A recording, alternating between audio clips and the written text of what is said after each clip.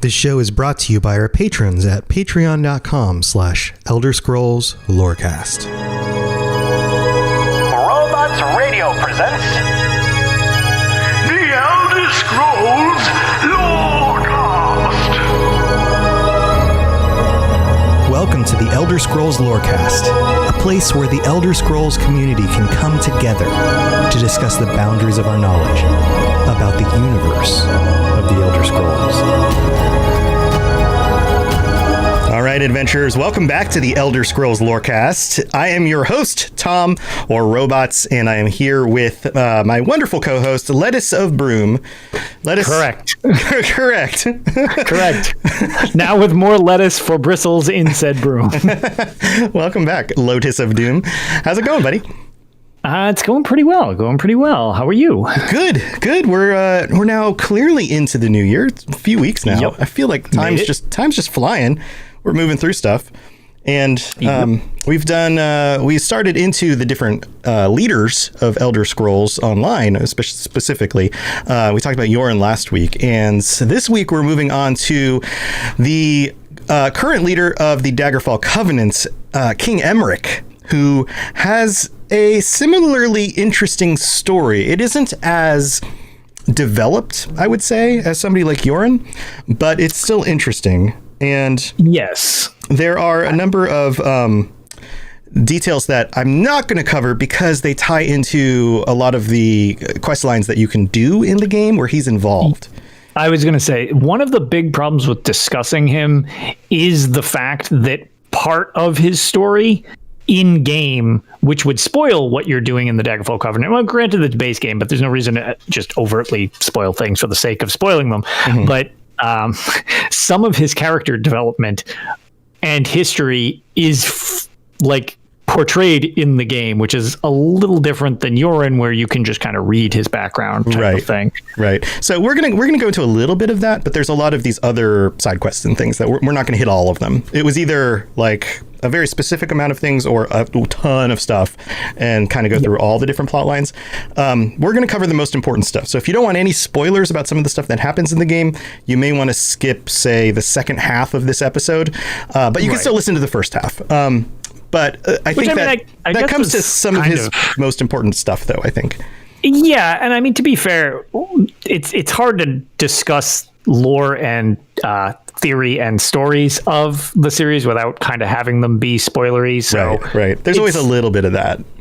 Yeah, it's hard to have a lorecast where you can't discuss spoiler-based stuff. Not that we aim to spoil stuff. Right. But this is content that's been out for years now. So this is base game. This is base game stuff. So yeah, no worries there. Nothing from the most recent expansion. None of the stuff that came out the last year, at least as far as I'm aware.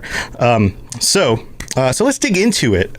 With any good ruler, you kind of have to understand how they came to power and who was in power before they arrived. And King Emeric wasn't the kind of leader who just was born into the position. Like, his parents were the previous rulers, and therefore he became the next ruler.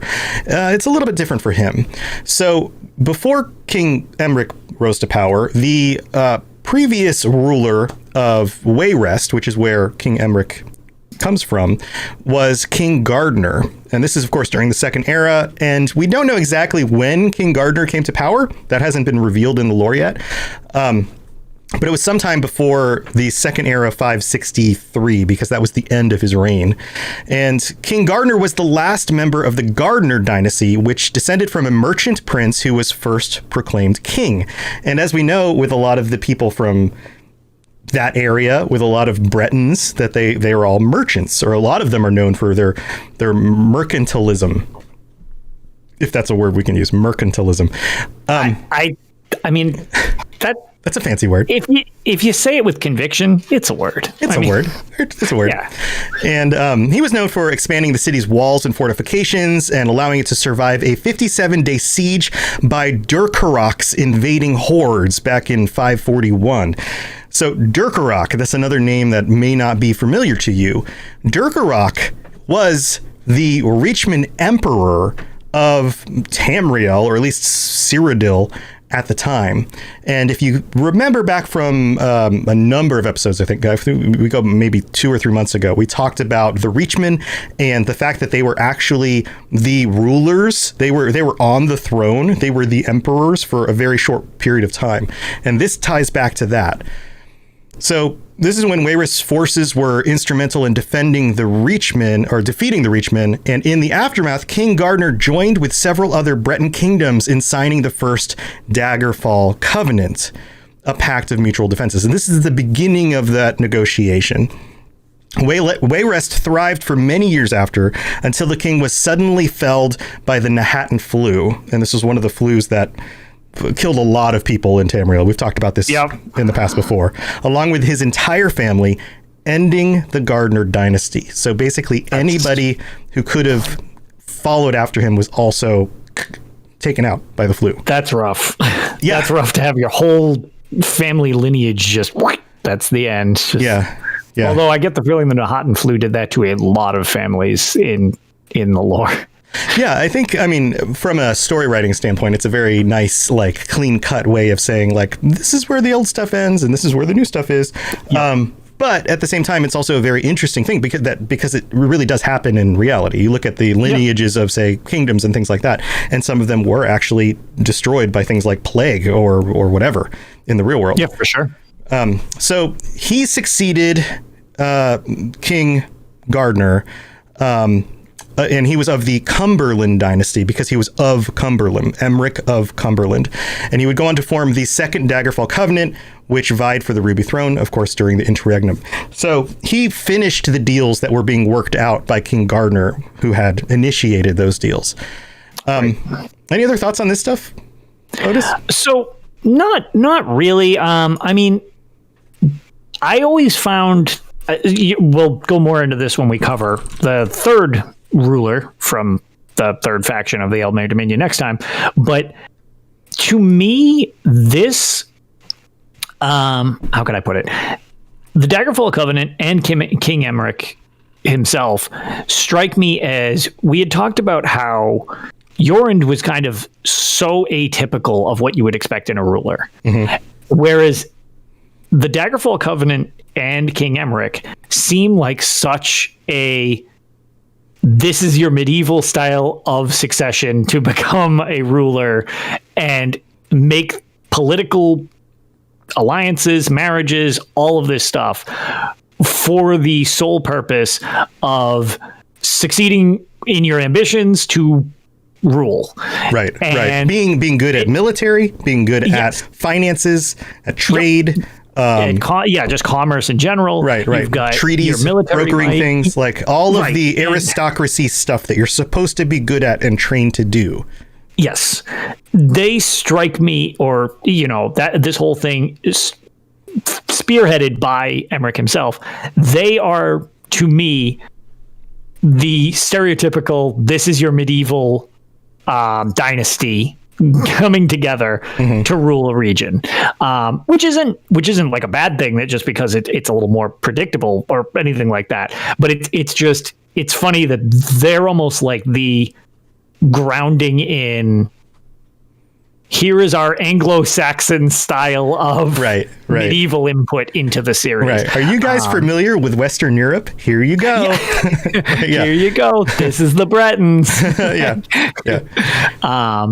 And some of his diplomatic credit goes to the fact that the tensions that we had talked about in the Ebonheart Pact are equally, if not, I wouldn't say more so, but certainly at least on equal footing in many situations, between the three races that he does bring together under the banner of the Daggerfall Covenant.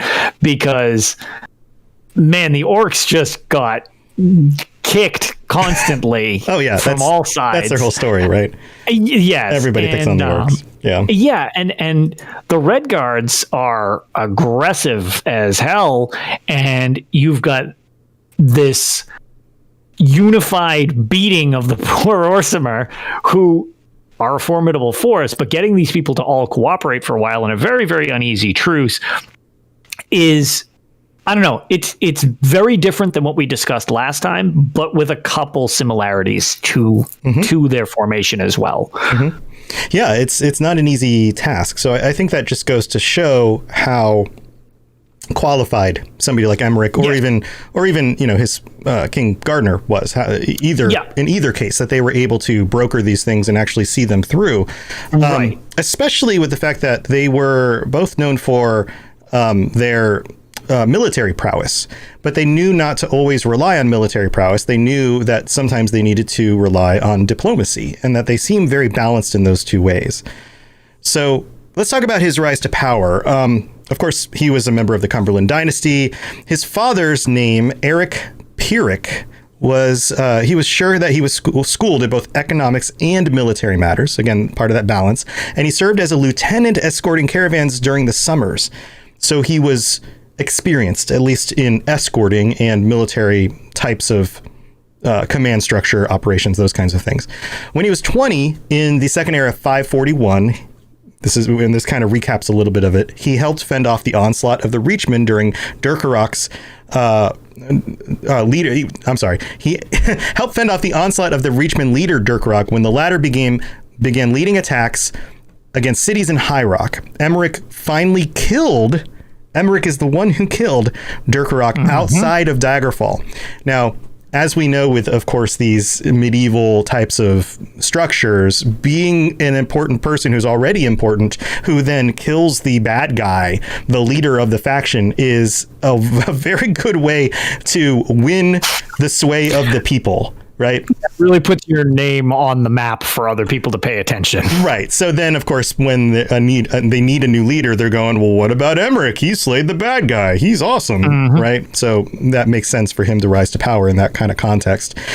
Then in 563, the Nahatn swept through High Rock, killing Gardner and his entire line, like we talked about before, and succession fell to Emeric, who ascended to the throne, beginning the Cumberland dynasty. And when this happened, there was purportedly a halo of gold around the sun on the day of his coronation. Now, is this like popular myth? Is this like, oh, he was a chosen new king of a new line, and so of course there was a halo of sun? Or were the powers that be doing something on that day? Or was this being summoned by some magical force among the powerful to make it look like it was predestined to be a thing? Who's to say, right? Yeah. It's either imaginary, the Aedra, someone of the Aedra or somebody did it, right? Or it was actually summoned through magic. Those would probably be my three most likely reasons for thinking that happened.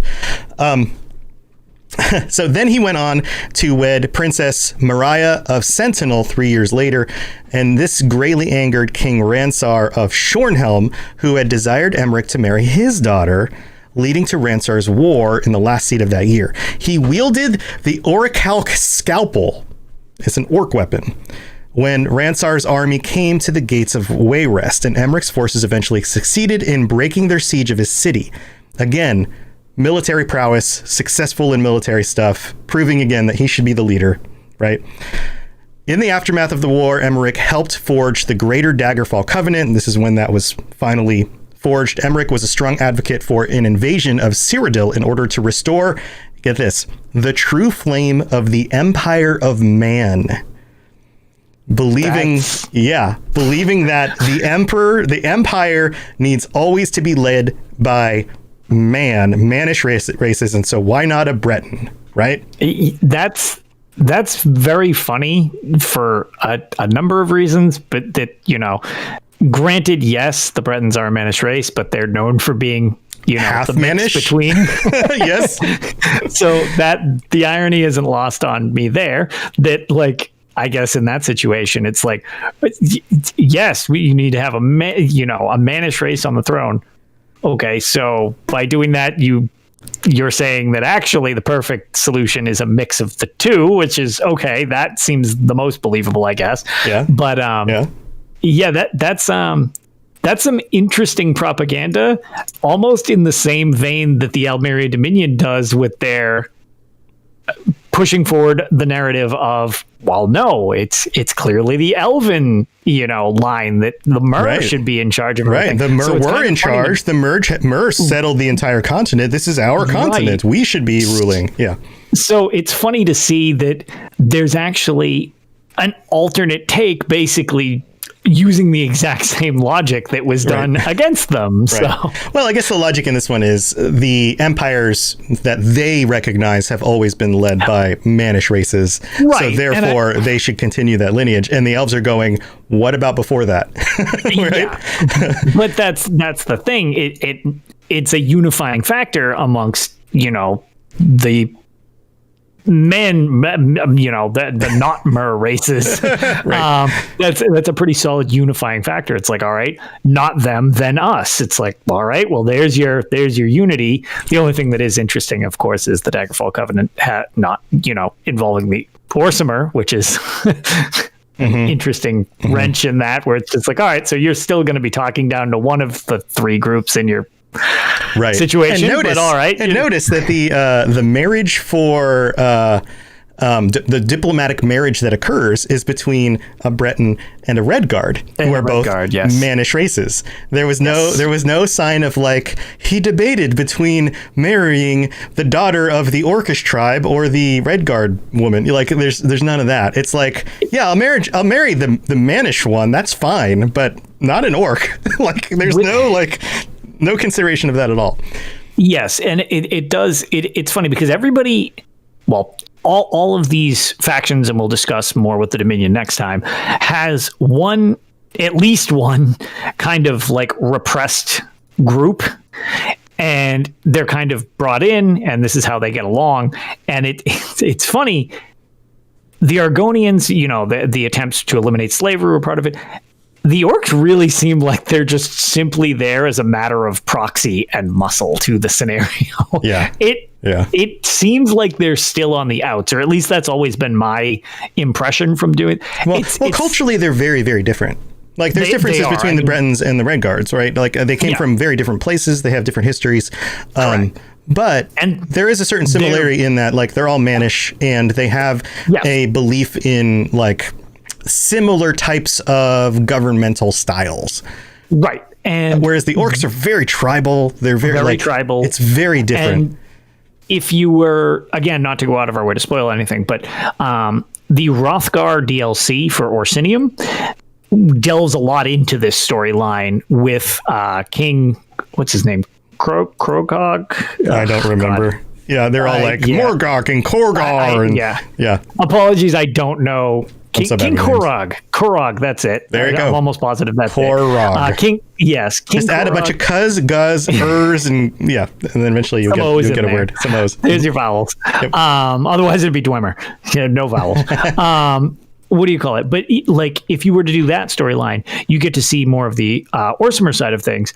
And to exactly that point, a lot of the Orsimer tribes are opposed to the fact that Orsinium is this structured establishment along more of the, medieval style lines that the Bretons and the Redguards use as well. So that's actually a focus of one of the stories. Yeah. Like they're losing their culture to the other societies around them. Exactly. Which is like that's again another real world thing. When in many cases historically, when a smaller, less powerful culture is too in too much proximity to or enveloped by a larger culture, oftentimes that doesn't go. They don't go unchanged. The interesting thing here, though, is that as much as I've studied history, which is a good bit, the same thing does happen to the dominant culture as well. Look at the way English evolved when taken over by the Normans. We went from a very Germanic language to a mixed language, and it never did quite change for either group, or never did quite go back.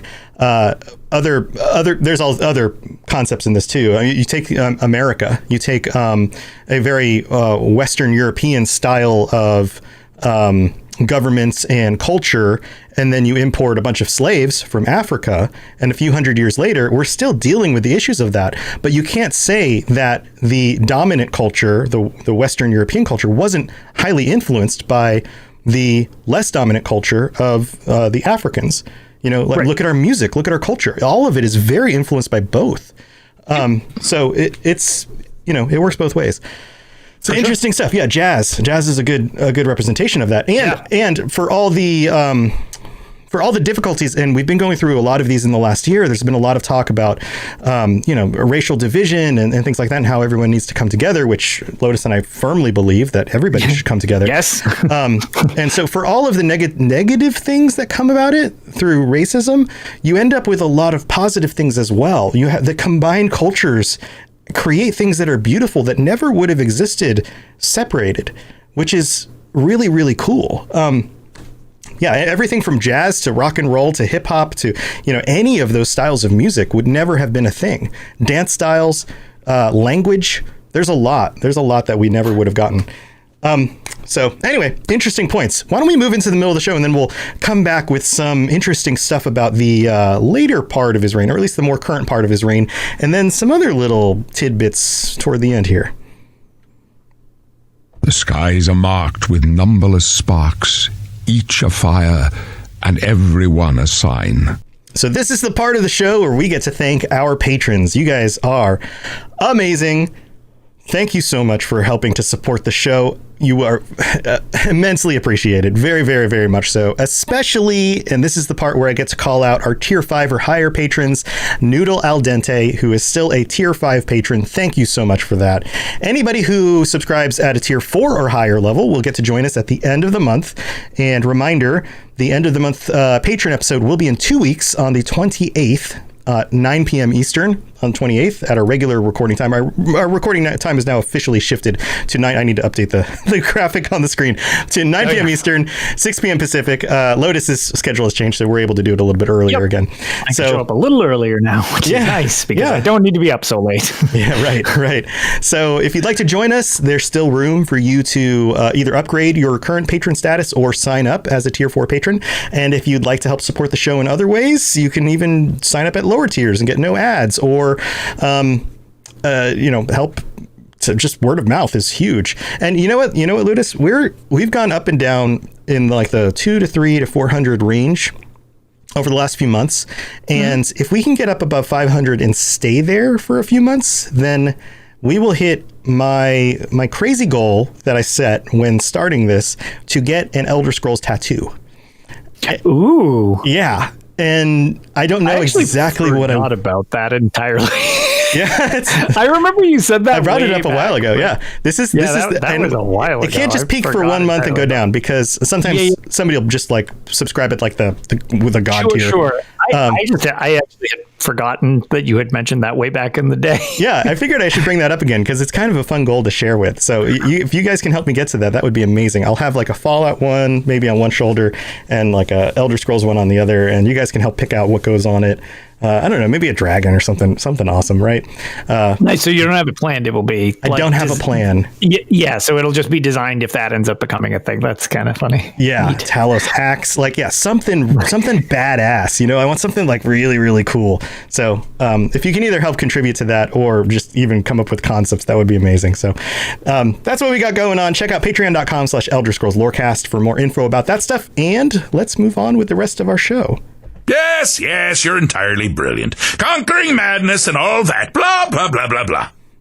No, Crystal, I will not have a tattoo of Nazim on my arm. Why not? He can be holding a sweet roll. Nazim with a sweet roll. Everybody's favorite character from Skyrim on my arm right there. So let's get into this. So a little bit more information about King Emeric. In 582, he was abducted by Magus General Septima Tharn, right? We've talked about the Tharn family of the Imperial Legion, for whom he had once nursed an unrequited attraction. Dun, dun, dun. She took him. I've been listening to the Mechanist raps, and every one of them end with dun, dun, dun. So that's now stuck in my head. Somebody have shifty eyes real quick. Yeah, right. She took him to a famed Redguard crypt, the Hall of Heroes, which her scouts had rediscovered in the fallen wastes of Bankarai. There, she slew King Emeric. So not only was her love unrequited, but she kills the guy. Dead. And then she was... let me finish this up and then we'll get to some impressions on this. And then she was able to physically follow his soul to the far shores. A soldier of the Daggerfall Covenant was able to follow and slay Tharn in turn.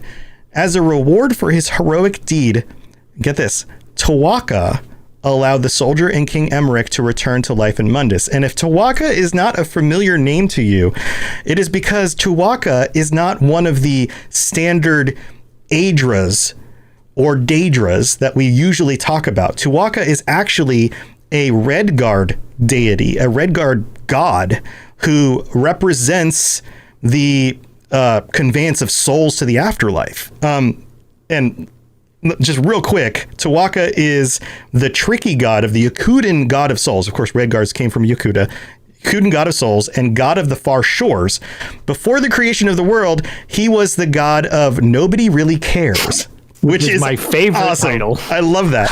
When Tal Papa, they all have great names, undertook the creation of the Walkabout, Tuwaka found a purpose. He became the caretaker of the far shores and continues to help Redguards find their way into the afterlife. So Tuwaka must have believed that Emeric and the soldier were not ready to be dead and brought them back. Now, the soldier didn't die. They just went to the far shores. But Emeric died and was resurrected. Talk about... Let's talk about like medieval Western religion or myth. A king who dies and is resurrected, and Emeric represents that right here. Like, we've got kind of a Jesus thing going on a little bit. A little bit.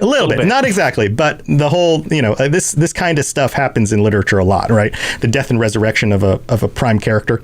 So. Yeah. Yeah, so super interesting, and Tuwaka wasn't even his god.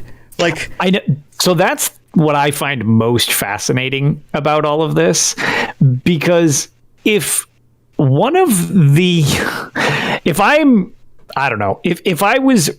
I guess this is a world where praying to gods, or at least Daedra, gets you a response, right?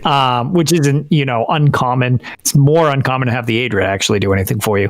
But if I am resurrected or I am given a gift by a god that I don't acknowledge really, because one would not assume that as a Breton he's praying to Tuwaka or anything like that. If he returns me to life, I am like pretty on board with like, okay, I chose incorrectly and I need to go with that.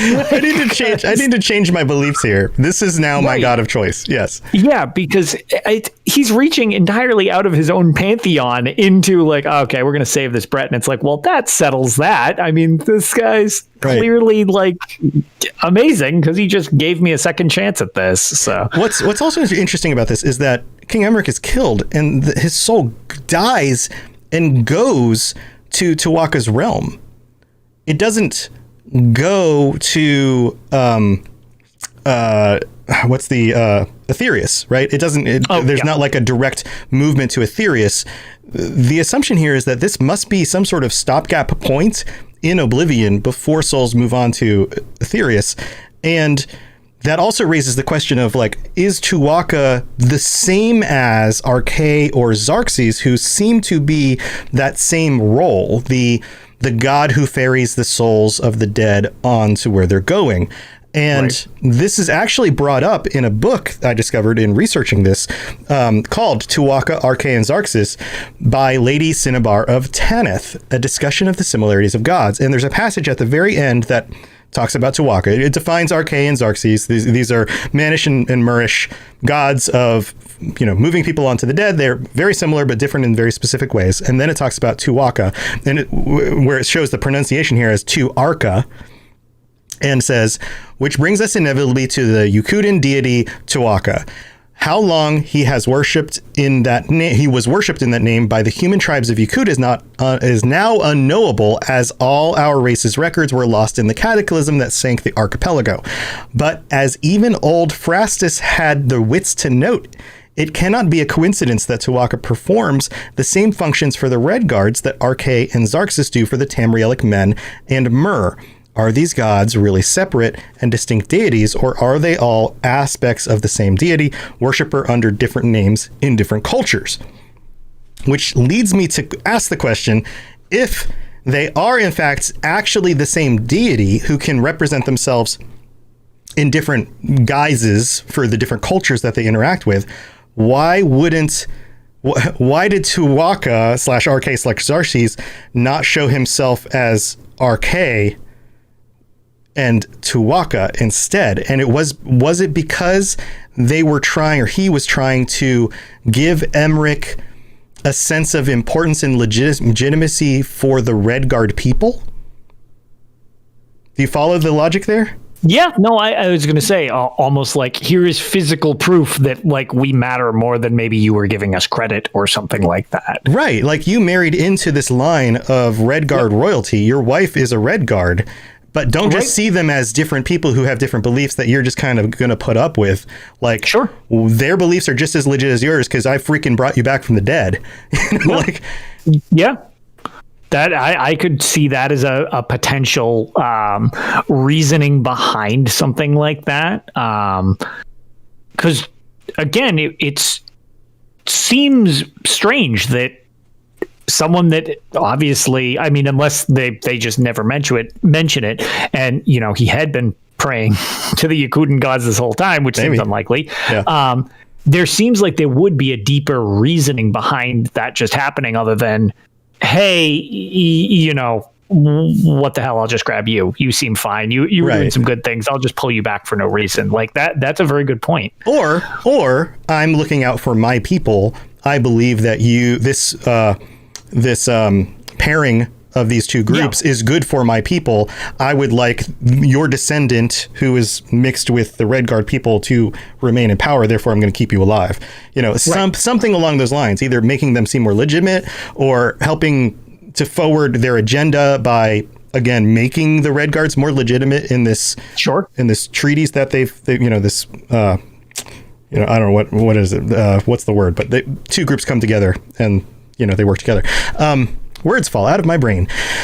So I found this other passage. Alliance. In an alliance. Yeah, the dagger fall in this covenant. So you don't have in this. I could just use the word covenant, couldn't I? But you could use the word covenant. It's weird. Imagine that. So we're in an alliance war, and we're talking about the covenant. It's almost like all the words are just right there, and we're not grabbing them. I know, right? Imagine that. So in the I look over a few different wikis when I put this stuff together, and usually if I quote stuff, I pull it from the UESP. But this passage right here, I thought did a really good job summing up his legacy. And this comes from the fandom site. And it says here, the history surrounding Emeric of Cumberland after the Second Era 582 is unknown. Thus, like the time after the game, we don't really have a story for how his line ends. But he paved the way for a new era of prosperity for the Kingdom of Wayrest. Emeric was the first in line for the Cumberland dynasty that ruled over Wayrest. Considering Emeric's age, he had likely passed away a few years since he was killed in Bankerai, with his son of likely Breton Redguard descent assuming the throne of Wayrest and likely the Daggerfall Covenant. Eventually, the Cumberland dynasty was killed off for reasons unknown, being replaced by the Horley dynasty, who would then be replaced by a line from the Septim dynasty, beginning with Magnus Septim. By the time the Tiber Wars had occurred, Emeric's Daggerfall Covenant was over, likely through internal strife, since the Second Orsinium was sacked by then, and both High Rock and Hammerfell had little to no relation with each other. While Emeric's legacy of the Covenant had failed to an extent, his legacy in Wayrest would last forever. So he did his best to bring the people together and unite around these things, but as history would have it, eventually things fall apart and the groups become bitter again and separate, which, you know, that's kind of the way things go sometimes. Yep. Yeah. It wasn't destined to be in this situation. Nope.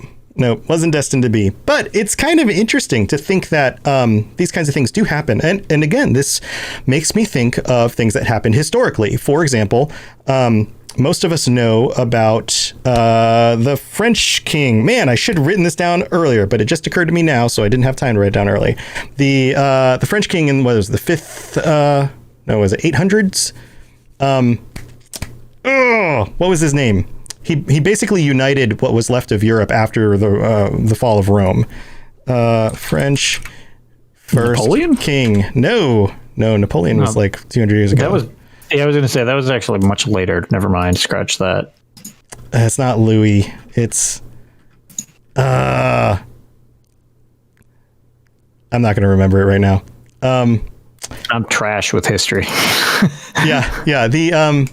Well, yeah, I was going to say names and exact dates, not my strong points. So I was like, right. It was before France was a thing, but there was a king from that area who came to power and was the first king to unite a lot of the people in the post-Roman era. And also, although he was illiterate, he was able to start schooling. He basically created schools and created education, actually brought people together, kind of united people. And then after he died, passed things on to his son. And then, of course, everything dissolved back into these like feudal states again. Charlemagne, that's it. There you go. So King Charlemagne, I believe this was the 8th century, maybe. I wasn't going to grab that name for quite a while. This name just pulled this out of my butt, but and I didn't research this ahead of time because it just occurred to me that this is very similar to that. You have a fractured area with lots of different groups and people who are leading these different groups, and they don't get along and they don't unite. And then you have somebody who comes and unites them and creates a better situation for everybody. And then they go on, pass away, everything eventually falls apart again. And it was almost like they weren't there. Although they did have an impact for the rest of time, it wasn't a lasting situation that was created. So, people in Normandy, Crystal says, people in Normandy share a Norse descent after France surrendered the area to the Vikings. Yeah. So anyway, fun stuff, fun history things. And I might be getting some of that wrong, but it did just occur to me that is kind of similar in some ways. Any other thoughts on this, Lotus? No, it's just it's the only thing that I do find interesting about their side, which I'm not going to lie, until you finished up there at the very end with the legacy section, I actually kind of forgot that. I mean, they don't directly have the time frame, as it seems like, you know, it did dissolve as they devolved back into that, but like they seemed almost like they had a more conclusive end to their covenant, whereas the Ebonheart Pact, not so much. The Dominion, we'll get into that next time, but there's kind of like up in the air about how all of this comes about. And I know it's supposed to be ambiguous because, you know, you're the hero in your story and there's 3 factions. So, you know, it's like, oh, nobody really wants to be the loser. Right. And pick the wrong side. But we know that in the end, none of these factions are still around. Well, right. To a degree, there's modified versions of them, but like none of them in and of themselves exist the way that they were in this game. And with EP, or the Ebonheart Pact, it's kind of ambiguous, more so. Like, did they go back to that? Slavery actually kind of isn't so much a thing, but it is in certain regions, so obviously that doesn't get completely removed. There's still the tensions between all the races over there. With the Daggerfall Covenant, it seems pretty conclusive that they just like, oh yeah, they devolve back into just this, like, beforehand. They say, I mean, maybe I'm taking this too literally, but it seems like they directly lose. Like, you can easily point to the fact that they just don't win this 3-banner war, so to speak. Yeah. Which is interesting, I guess. I kind of didn't remember that they had a little bit more of a conclusive end to their lineage. But, you know, like I said, they all kind of end. It's just... Well, it's only so many years before Tiber Septim rises to power and basically stomps everybody, right? And if you're going to be of Nordic or Imperial background, you're going to claim him for yourself. And everyone else is going to have to say, yeah, Tiber Septim kicked our butts. I mean, that's kind of what happens at the end of the era. Right. So when it comes to the Pact, it's kind of like, since their main goal wasn't to rule, whereas the other two factions were to rule, I've always liked the fact that it's like, well, obviously we know what happens further down the timeline with Tiber Septim, and he just comes in and raffle stomps everybody. Right. I can still be on the winning side because, hey, once we completed what we were doing with the Ebonheart Pact, we just kind of drifted apart because that was the goal. Whereas the other two alliances, that's not their goal. It is to literally rule, which we know does not happen. So maybe that's... we didn't talk about it last time, but maybe that's why I feel like more of an attachment to the Ebonheart Pact, because I guess with the fourth wall breaking knowledge of knowing where the series goes, I like my faction not having a conclusive defeat in their in their history, so to speak. Yeah, I guess I could see that. Yeah. Like, there's a little part of you that's just like, yeah, there's more of a chance that they actually win because I don't know they lose. Right. Yes, exactly. The process of elimination the opposing way. It's like, well, you can't prove we lost. So by default, I think that I won. Yeah, I can see that. Well, this is again another cool character, and as they usually do with any of these characters, they're pretty well fleshed out. You know, you meet him in the game, so you know what he's like personally, but you get a sense of like, okay, military, like he's a formidable guy. It makes sense that he was the leader. You know, like he was good at military stuff. He was good at financial stuff. He was good at diplomacy. Like he was probably the right leader for the right time. And he happened to be the guy who killed the emperor, who was, previously in charge. So good job. Good on him. Good work. So, all right. Well, thank you for joining us, everybody. I think next week we're going to tackle the last of the remaining leaders who, again, words are dropping out. What's her name? Queen Irene. Words are not coming to my head today. Probably the most contentious of them. Yes. So that people either love her or, well, actually, it doesn't. A lot of people don't seem to have an issue with her necessarily, so much as her alliance, myself included, where I despise the Elmeri Dominion. Queen Irene's whatever, that's fine. She means well, and her backstory is very cool. So I'll be excited to talk about that next time. Yeah, it should be a good episode. Well, cool, man. You got anything else going on before we head out? No, not really. Just streaming on Twitch when I get the chance. I will be starting, actually, I guess the only thing of note, speaking of Dominion-based things, I would like to shout out my community and all the little groups who chimed in for this. I will be starting Battlespire possibly this weekend if I can carve out a chunk of time so that I can do what I can to see if there's any reference points that we can use for upcoming lorecasts with the coming year of the Gates of Oblivion.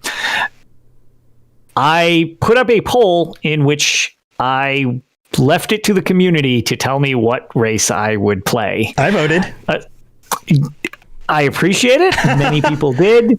And despite my co-host from Tales of Tamriel, both of them, in fact, touting that people should vote Altmer to make my life crap, Dunmer won. And I get to play a Dunmer in the new game. That's cool. Which is very cool. I voted Redguard. I wanted to see you play a Redguard through it. I would have been, I don't know what the stats are from game to game because they do change the racial bonuses and negatives to each game.